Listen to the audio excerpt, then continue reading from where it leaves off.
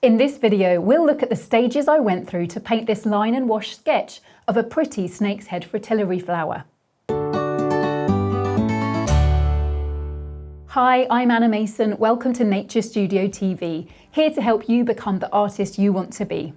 This patterned snake's head fritillary flower made a great subject for a close-up sketchbook study and is available as a long-format video class in Nature Studio, my online art school and community.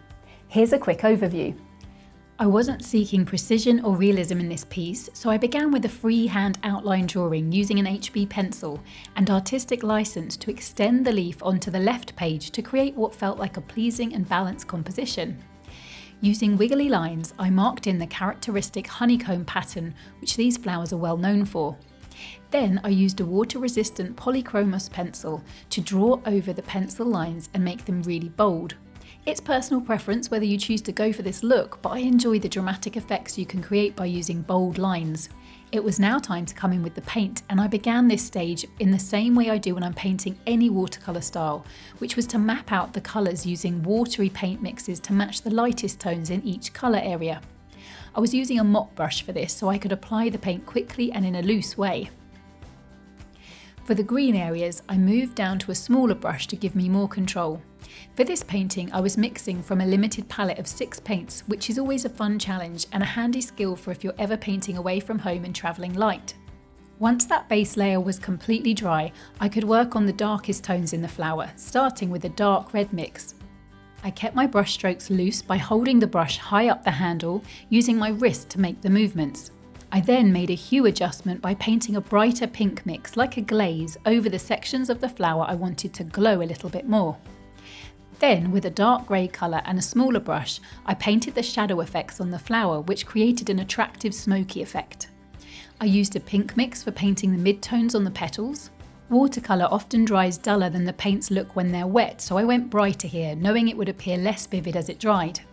Next, I moved on to the darkest tones in the leaves and the stem, painting in the direction of form and using lots of short lines to recreate the visual texture I observed in my subject. Though I could have stopped the sketch at this point, now was the time when I could focus my full attention on the radiant beauty I saw and felt in this lovely flower.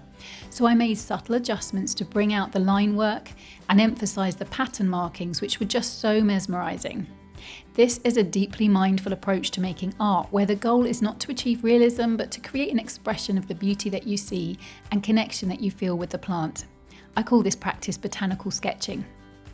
Next, I wanted to darken the pink and grey areas, then increase the contrast in the leaves. After a few more adjustments to the petals, I used my mop brush to soak up lots of watery paint and then flicked it to make energetic splatter patterns around the flower. Whilst they were drying, I used the pencil to darken a few more lines and details, and finished this painting by evaluating the composition and using some damp kitchen paper to lightly dab and lighten some of the splatters that were competing for my attention. Once I felt all the elements on the page were balanced and in harmony, I decided my painting was complete. A long format video class of this snake's head fritillary, complete with an outline drawing you can trace, a reference photo and full and detailed instructions, is available now with Nature Studio membership, where you can also get loads of advice and support on how to make botanical sketching a regular art practice to bring joy and relaxation to your life. If you've enjoyed this mini class, please subscribe to Nature Studio TV, then pop over to naturestudio.com, where you can sign up for a free class and find a whole heap of free resources to help you capture the beauty of nature on your paper. Thanks for watching, and if you want to find out more about my art school, Nature Studio, and the free class that's waiting for you there, keep watching. Have you taken my free full-length watercolour class yet? If not, you're in for a treat. In it, I guide you step by step through painting a juicy, realistic pear that'll make you think, wow, I did that. You'll learn a repeatable, reliable watercolour method that you can go on to use for painting all kinds of other subjects. I'm confident you'll discover something that I already know, that you're a better artist than you think.